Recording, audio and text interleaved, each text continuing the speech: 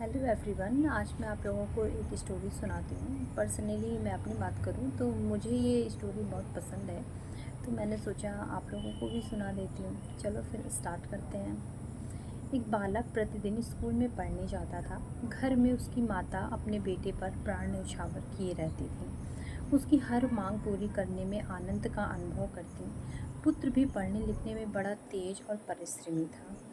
एक दिन दरवाजे पर किसी ने माई ओ माई पुकारते हुए आवाज़ लगाई, तो बालक हाथ में बुक पकड़े हुए दरवाजे पर गया। उसने देखा एक फटी हाल बुढ़िया अपने कांपते हुए हाथ फैलाए खड़ी हुई थी।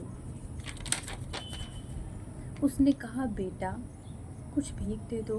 बुढ़िया ने मुंह से बेटा सुनकर बालक भावुक हो गया और माँ से आकर कहने लगा, माँ, एक बेचारी गरीब माँ मुझे बेटा कहकर कुछ मांग रही है। उस समय घर में कुछ खाने की चीज़ थी नहीं, इसलिए माँ ने कहा, बेटा रोटी भात तो कुछ बचा ही नहीं है, चाहो तो चावल दे दो।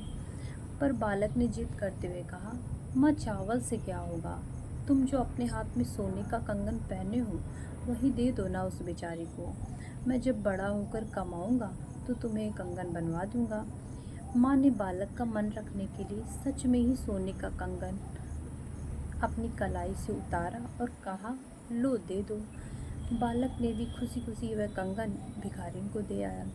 भिखारी को तो मानो एक खजाना मिल गया।